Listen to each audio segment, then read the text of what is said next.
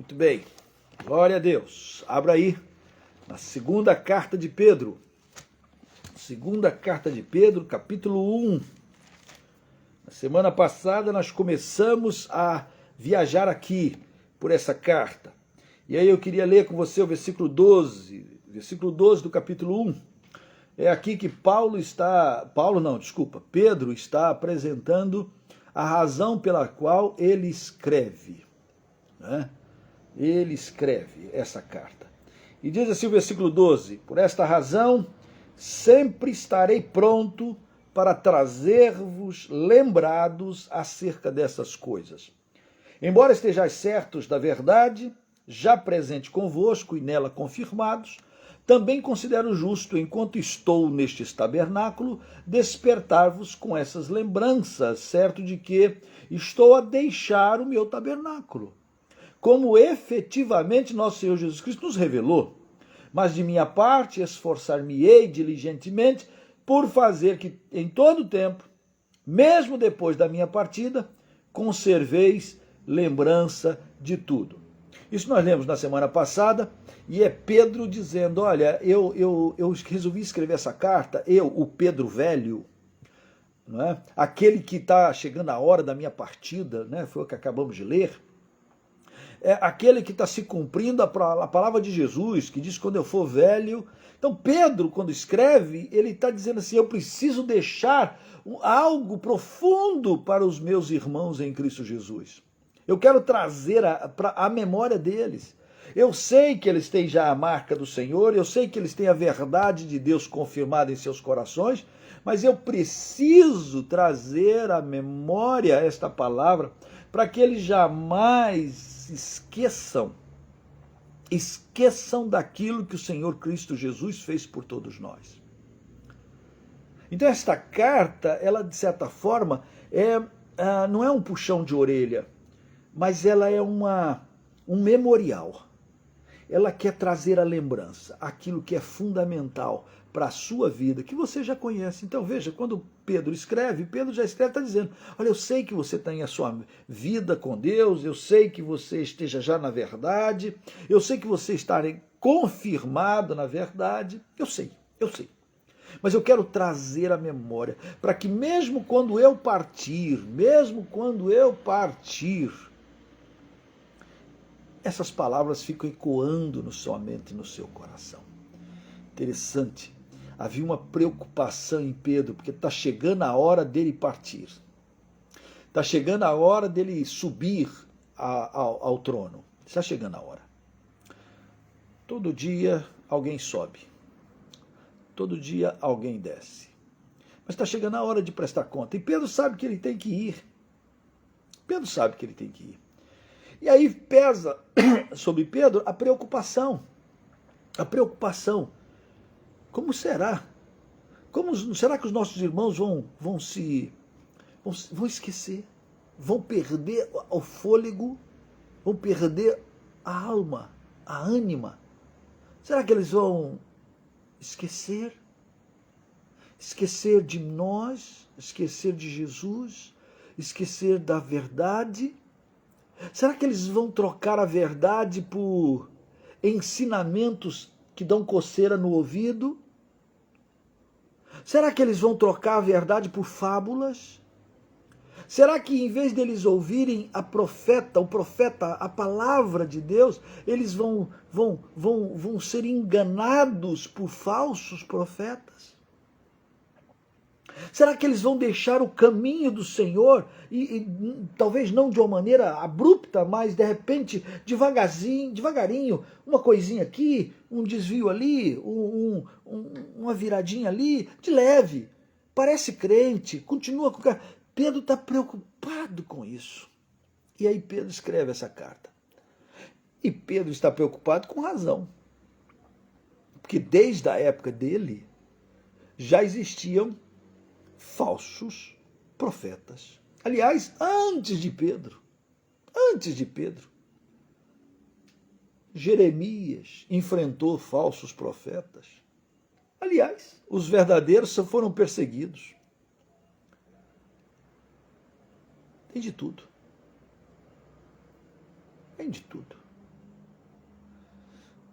Na época de Pedro também tinha, mas parece que agora, aqui no Brasil, nós estamos vivendo assim, um momento bastante complicado. Aí a carta de Pedro e a palavra de Pedro, ela é fundamental para nós. Então, eu quero que o desejo de Pedro é que eu e você, conservemos lembrança de tudo.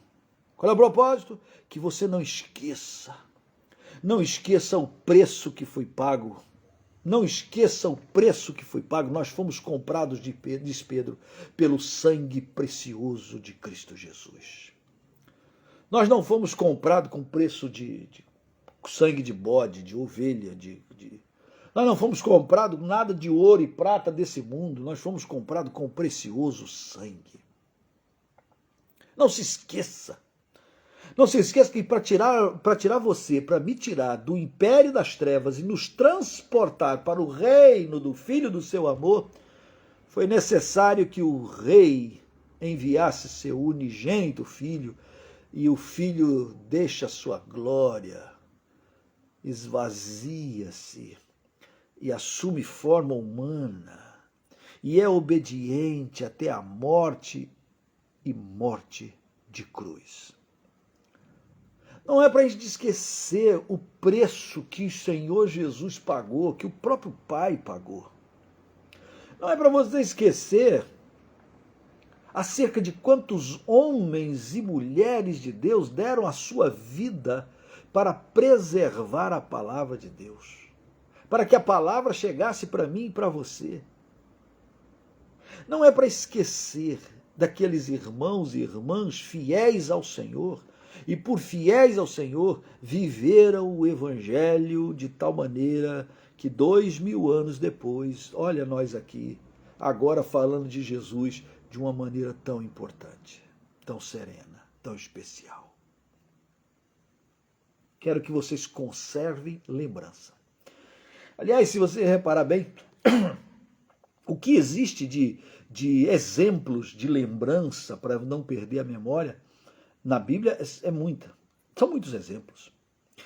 Quando o povo de Israel estava passando o rio Jordão, houve uma ordem divina. Um homem de cada tribo, no meio do rio, pegue uma pedra.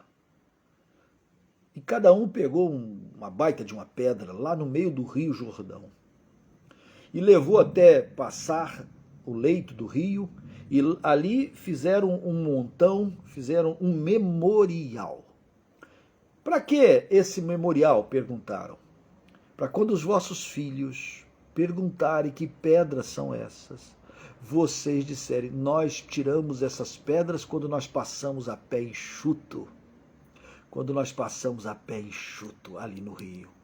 O Deus que fez nós passarmos a pé enxuto no rio,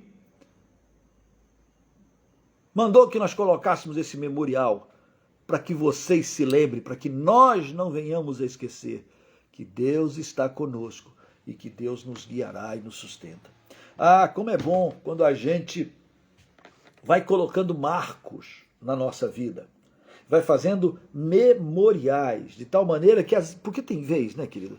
Tem vez que parece que a coisa não está boa, parece que a gente não está andando direito, parece que não tem luz no fim do túnel, parece que não tem solução para o nosso problema, parece que a doença que nos abate é forte demais, de tal maneira que o Deus Todo-Poderoso não vai poder fazer nada.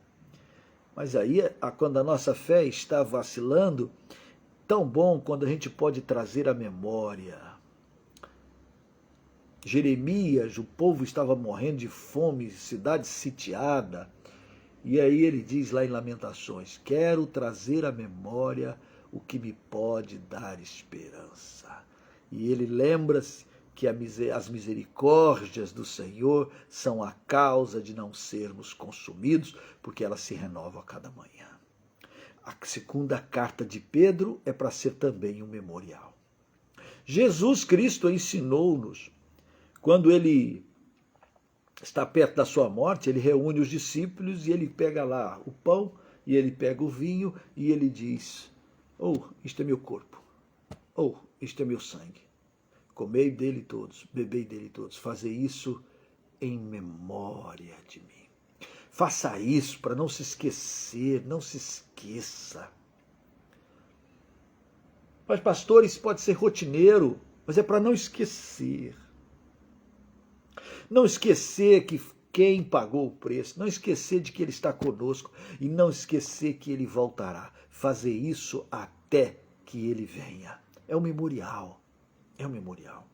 Pois bem, Pedro, quando escreve essa carta, é para conservar a lembrança, é para ser um memorial. Olha o versículo 16 da primeira carta, ou do capítulo 1. Porque não vos demos a conhecer o poder e a vinda de nosso Senhor Jesus Cristo segundo a fábulas, engenhosamente inventadas, mas nós mesmos fomos testemunhas oculares de sua majestade. E eu quero que você comece a marcar isso na sua Bíblia, porque aqui Pedro vai de uma maneira muito direta e caminhando profundamente com a sua preocupação. Eu quero que vocês saibam aquilo que é verdade e vocês tenham isso guardado em vosso coração e esteja cheio, porque o que vocês viram, ou melhor, o que vocês aprenderam, o que vocês creram, não são fábulas, não é historinha de carochinha, não é invencionice, não é contos de fada, não é algo fictício, é verdadeiro. E aí Pedro vai dar logo aqui para lá coisas, duas marcas profundas para que você jamais esqueça e você jamais tire do seu coração ou deixe arrancar do seu coração ou deixe o seu coração ser inundado por dúvidas ou palavras traiçoeiras. Não, duas. A primeira delas é que Pedro diz assim, olha, nós vimos, ninguém inventou. Nós somos testemunhas oculares da sua majestade. Nós somos. E Pedro está dizendo, eu vi. Eu sou testemunha de que ele morreu, ele ressuscitou e ele está vivo. Ele vive. Nós vimos. Nós somos. Versículo 17. Pois ele recebeu da parte de Deus Pai honra e glória, quando pela glória excelsa lhe foi enviada a seguinte voz, este é meu filho amado em quem me compraze. Ora, esta voz vinda do céu, nós a ouvimos quando estávamos com ele no Monte Santo. De que Pedro está lembrando? Pedro está lembrando daquele dia que Jesus chama Tiago, Pedro e João e os quatro sobem a um monte e ali no monte há o que a Bíblia fala de transfiguração. Diz que Pedro e João e Tiago ficaram ali perplexos porque a glória de Deus invadiu aquele monte, invadiu de tal maneira que aparece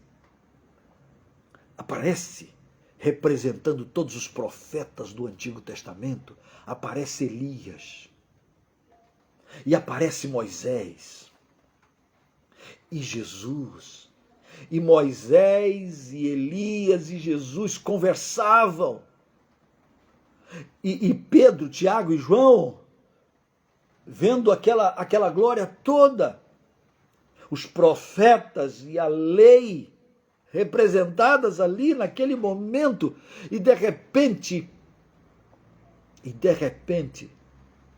Moisés e Elias somem, desaparecem, e só fica Jesus.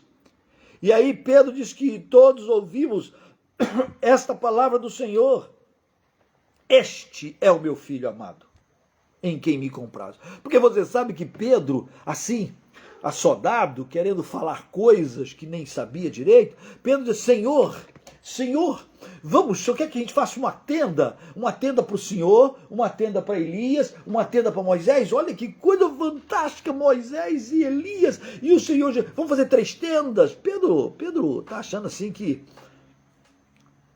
é tudo igual. Moisés é igual a Jesus e Elias, e aquele é o encontro, uma tenda para cada um. Mas os dois somem. Os dois somem. Elias e Moisés somem. Quem fica? Jesus. E fica a voz do Pai que diz: este é o meu filho amado. Este é o meu filho amado.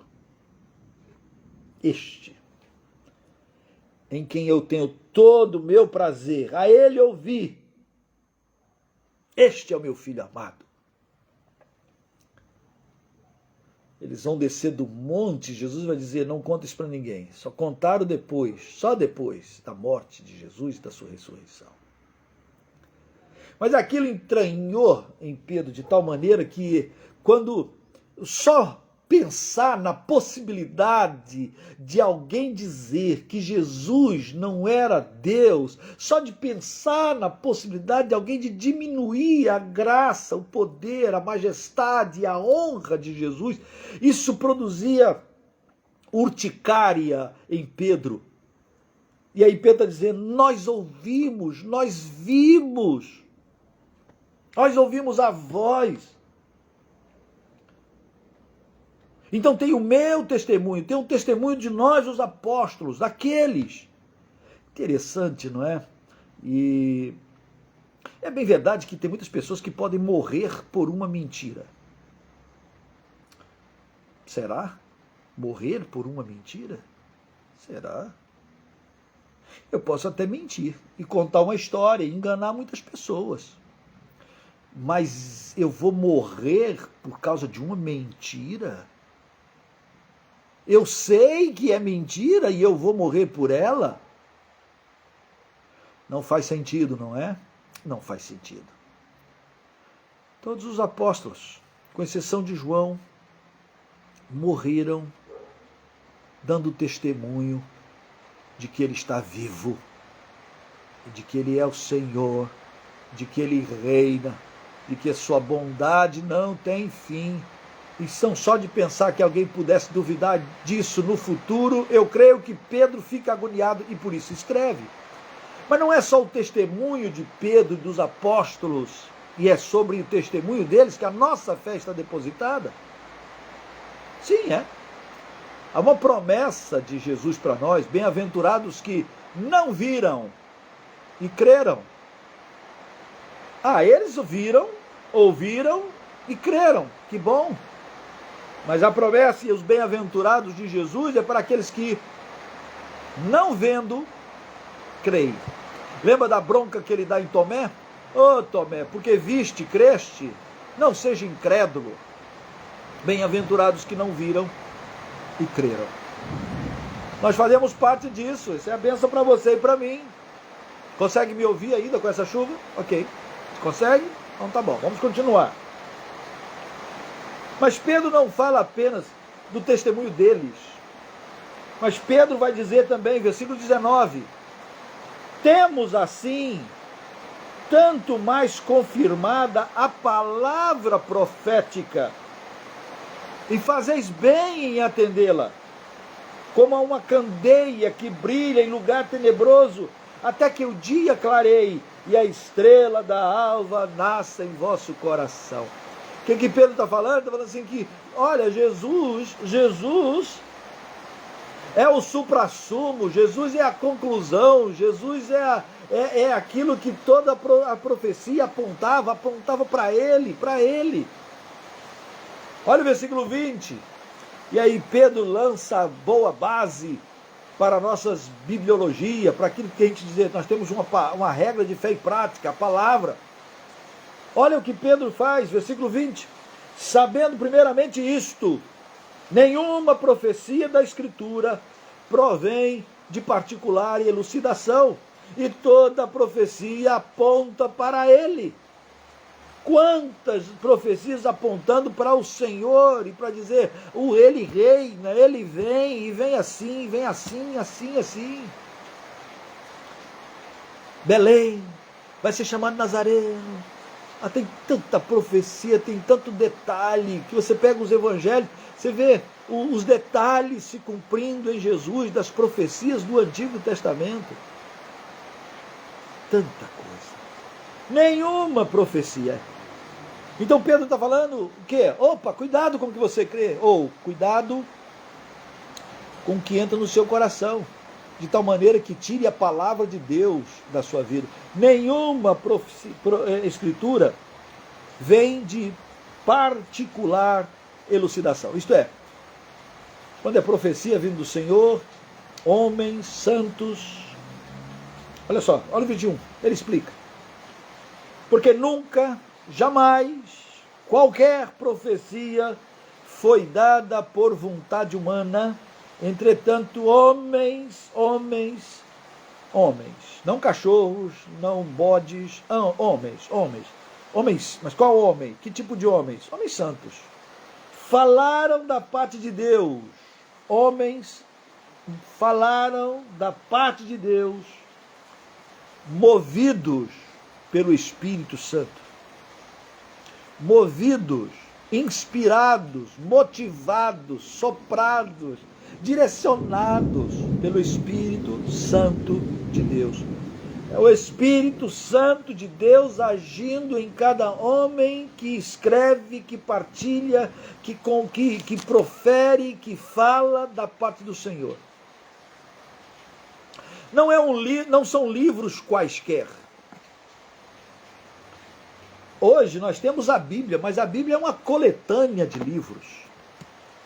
São 66 livros, escrito num período de 1.600 anos. Não foi um livro escrito, todo mundo sentou em casa e resolveu, vamos agora escrever um livro sagrado aqui. Tá bom, Moisés, escreve aí. Fulano, escreve aí. Vamos aí sentar aqui, vamos ver aqui. Não foi nada, não. Levou-se 1.600 anos. Mais de 40 autores.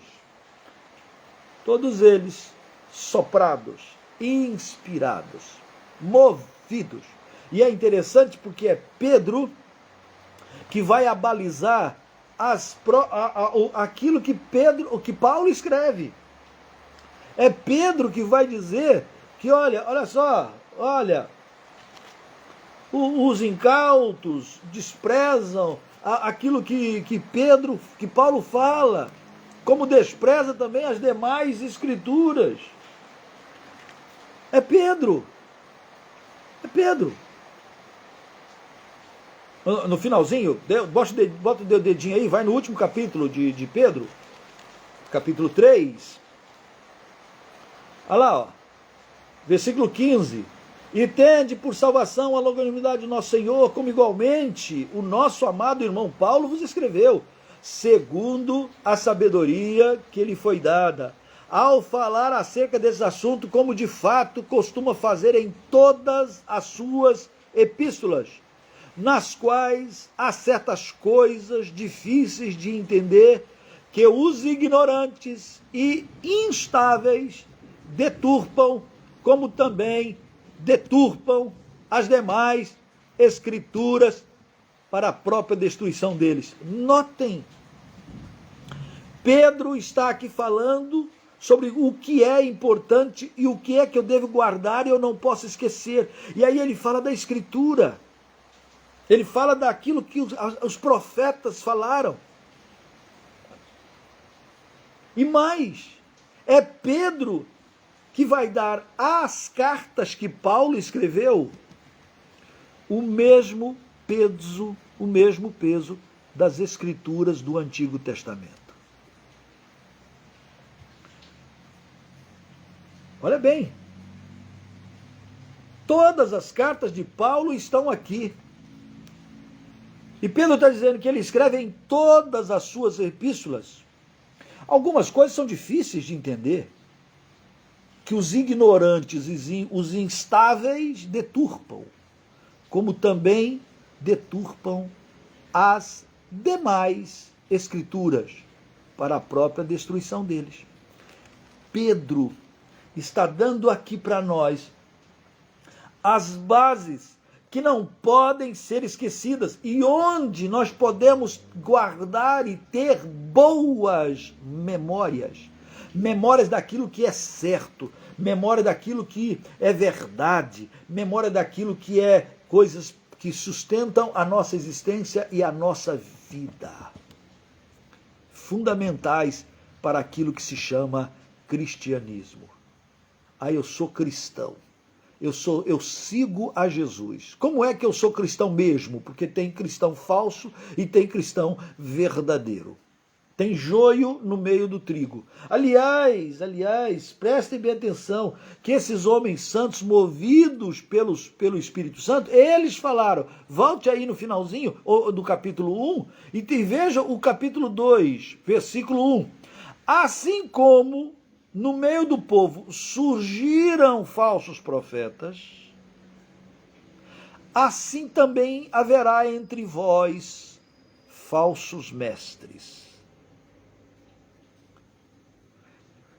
Uau! Esta é a grande preocupação do apóstolo Pedro. A grande preocupação do apóstolo Pedro é que a gente venha se esquecer daquilo que é verdade. Para reafirmar o que é verdade, Pedro diz assim, eu sou testemunha, eu vi, eu ouvi, eu vi, não só eu, os apóstolos todos viram. Nós somos testemunhas. Eu ouvi quando Deus falou, este é meu filho amado em quem me comprazo. A ele ouvi. A ele. Gruda nele. Não esqueça de nada do que ele disse. É ele, é nele que se cumpre todas. Olha para Jesus, o autor e consumador da nossa fé. Olhando firmemente para ele. Caminhemos, marchemos. Não permitamos que nada nem ninguém venham tirar de nós as verdades que não podem ser esquecidas. Façamos para nós memoriais. Você lembra da sua conversão? Você lembra o dia da sua conversão? Você lembra como foi? Você lembra? Ou você já está assim meio cabelos brancos e está já esquecendo os detalhes da sua conversão? Está esquecendo? Eu queria desafiar você a escrever. Queria desafiar você que está me ouvindo. Quando terminarmos aqui, pega uma folha e escreva. Escreva o teu testemunho. Escreva como é que ele se revelou a você. Escreva como foi a sua conversão. Como foi que os seus olhos se abriram. Como foi que ele se revelou a você. Quais eram os teus medos, tuas dúvidas.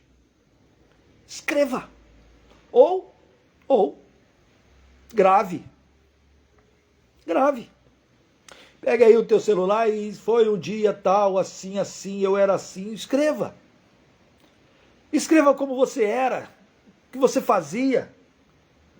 Escreva como foi que ele se revelou a você e como você foi cheio da graça e da alegria e do perdão. Mas uma coisa eu estou dizendo para você, não esqueça que o nosso Redentor vive.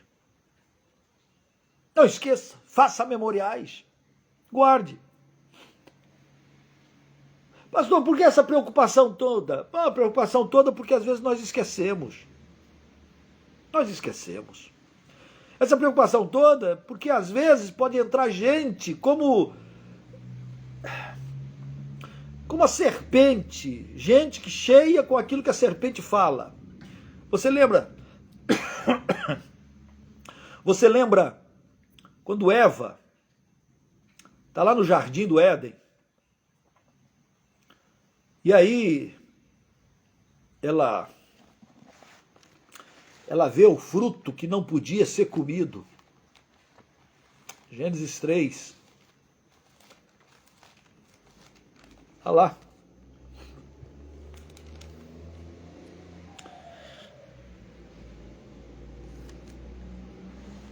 Versículo 1 do capítulo 3. Mas a serpente mais sagaz de todos os animais selváticos que há no Senhor, que o Senhor Deus tinha feito, disse à mulher, é assim que Deus disse, não comereis de toda a árvore do jardim? Respondeu a mulher, do fruto da árvore do jardim podemos comer. Mas do fruto da árvore que está no meio do jardim, disse Deus, dele não comereis, nem tocareis nele, para que não morrais. Então disse a serpente à mulher, para, Eva,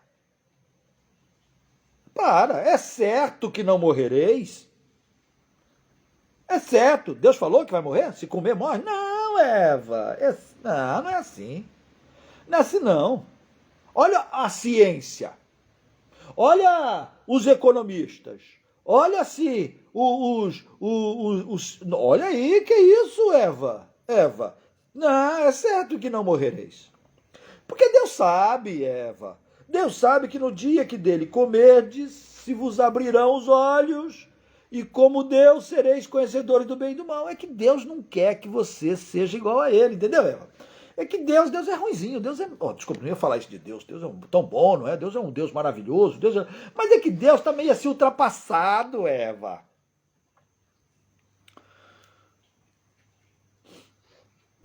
Pedro está com a mesma preocupação. Que de repente pode começar a se levantar gente com a boca e a voz e a ideia e a inteligência sagaz da serpente para dizer que Deus não é bem assim. Não é bem assim, não. As escrituras não, peraí, nós temos que dar uma arrumada na escritura. A escritura, não, peraí, nós temos que, entendeu? Diferente. Não é bem isso. Nós temos até que tirar umas certas coisas aqui e fazer uma mudança. Porque não é assim. Certamente não é assim. É que Deus não quer que você usufrua de todos os seus prazeres e que você usufrua de todas as coisas maravilhosas que a vida te oferece. Pedro está preocupado com esse tipo de argumentação. Argumentação antiga da serpente com Eva. E da boboca da Eva, que diz lá, ó, vendo a mulher que a árvore era boa para se comer, concupiscência da carne, boa para comer. Agradável aos olhos, concupiscência dos olhos. E árvore desejável para dar entendimento, soberba da vida. Ser igual a Deus, ser maior do que Deus, saber mais do que Deus. Tomou-lhe do fruto e comeu, e deu também ao marido, e o boboca dele, nosso papai Adão, comeu, e hoje, até hoje, a gente tem o veneno do pecado latejando em nós. Essas são as coisas do mundo que o apóstolo João vai dizer, olha, essas coisas estão do mundo. Deus odeia isso. Não ameis o mundo, nem as coisas que há no mundo. E aí ele fala da concupiscência dos olhos, da concupiscência da carne, da soberba da vida, que já em Eva se manifestaram. Aliás, quase todo o pecado, quase, para não dizer todos os pecados, eles se encaixam aqui. Ou na concupiscência dos olhos, você vê alguma coisa e quer para si, e achar que você merece, ou agradável aos olhos, que lindão, que coisa fantástica, que isso, aquilo, outro. Ou soberba da vida, porque eu vou ser mais inteligente, mais isso, mais aquilo que outros. Então Pedro está preocupado com isso. Pedro está preocupado com que os falsos mestres poderão ensinar para o povo. Assim como existiam falsos profetas e deturpavam o que o profeta falava, assim como existem na época de Pedro falsos pregadores do evangelho, que saíam até para atrapalhar a proclamação. Houve discussões tremendas com um tal de judaizantes, uns caras que se diziam, eles eram judeus, e eles disseram que criam em Jesus, mas eles achavam que para o cara ser salvo, ele tinha que ser circuncidado e que ele guardasse a lei, toda a lei. Ele tinha que ser um judeu postiço, um prosélito, senão ele não poderia ser salvo. Não bastava o sacrifício de Jesus, era necessário também guardar a lei. Até hoje nós temos os sabatistas modernos, que acham que além de Jesus é preciso mais alguma coisa. Além da graça, da fé, é preciso mais alguma coisa. Como se nós fôssemos salvos por obras da lei ou por boas obras, ou porque a gente faz tudo bonitinho, cheirosinho, para de alguma forma tirar de Jesus o poder da graça. E aí nós temos méritos para ser salvos. Ninguém tem. Somos salvos por meio da graça, isso não vem de vós, vem de Deus, é dom de Deus, para que ninguém se glorie diante dele. Se você for para o céu, é por causa de graça. Se eu for para o céu, é graça, a mesma graça. É a graça que nos faz sermos o que somos. E pela graça nós caminhamos. Pela graça nós queremos ser como Jesus. Pela graça nós queremos ser perfeito como perfeito é nosso Pai. Pela graça a gente não quer pecar, porque foram os pecados nossos que crucificaram e prenderam o nosso Senhor Jesus na cruz. Como posso eu, que fui perdoado e livre do poder da morte, do aguilhão do pecado, como posso eu, que fui livre por Jesus, querer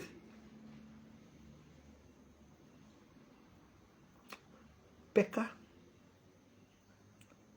errar, desobedecer, preguiçosamente não fazer o que é certo? Como?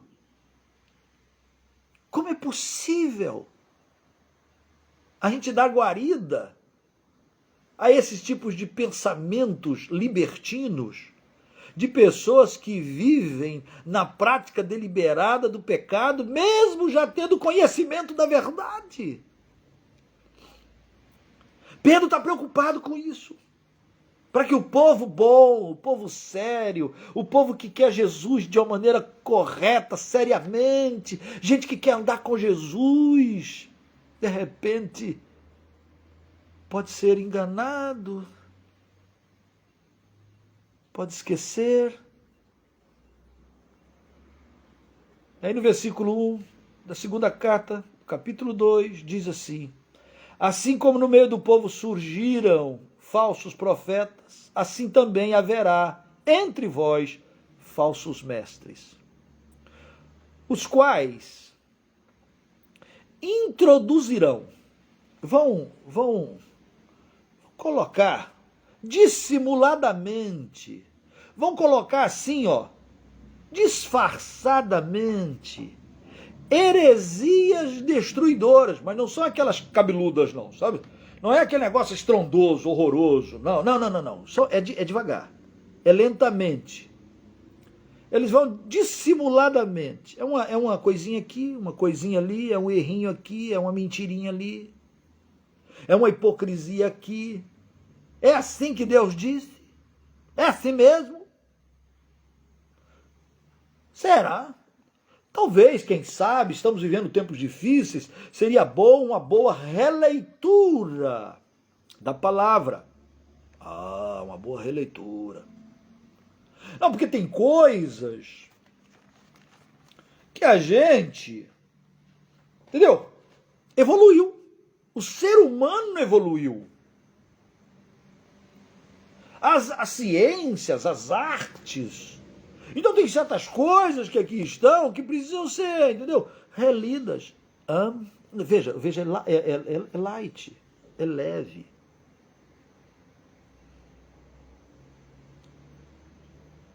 Mas vai chegar ao ponto, diz Pedro aqui, até ao ponto de renegarem o soberano Senhor que os resgatou, trazendo sobre si mesmos repentina destruição. Amados, estamos vivendo tempos difíceis. Estamos vivendo tempos. Pedro, profeticamente, já olhou para a sua época e para o futuro, para nós. E já viu isso aqui. E aí o que ele está dizendo para você e para mim? Mantenha os olhos fitos no alto. Mantenha os olhos fitos em Jesus. Mantenha os olhos fitos na Escritura. Nas escrituras do Antigo? Sim, também. E nas escrituras do Novo, porque ele vai falar que Paulo escreve e o pessoal deturpa, assim como deturpa as demais escrituras. Pega a palavra, come a palavra, lê os evangelhos, vê o que Jesus fez, o que Jesus ensinou, como Jesus falou. Escondi no meu coração, diz o salmista, as tuas palavras, eu escondi. Pega a palavra e esconda a palavra no coração. Quando um profeta se levantar, ou um mestre se levantar, ou alguém se levantar para proclamar alguma coisa, você pega aqui as escrituras e você vai conferir coisas espirituais com coisas espirituais. Você não é sedento de fábulas.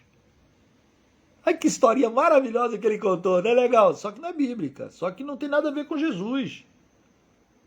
Dissimuladamente, disfarçadamente. Não tem nada de mais aquilo, também não tem nada de mais aquilo. Cuidado, cuidado, cuidado. Lembrem-se daquilo que é fundamental. Volte os seus olhos, volte para a palavra, volte para o verbo. Deixa o verbo de Deus, o verbo, a palavra de Deus, deixa o verbo de Deus falar ao seu e ao meu coração. Medite na palavra, gaste tempo na palavra, gaste tempo com Jesus, gaste tempo em descobrir a alma.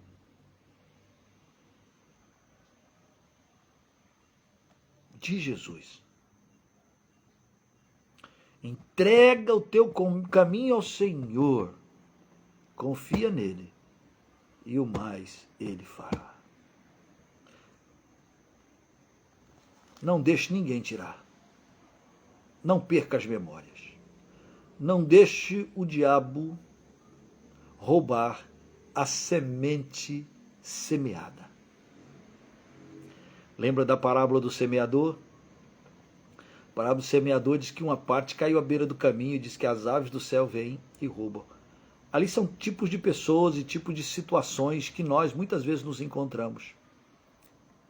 Muitas vezes eu sou à beira do caminho. Muitas vezes eu sou a terra rochosa e muitas vezes eu sou os espinhos e eu estou no meio dos espinhos e muitas vezes eu sou terra boa.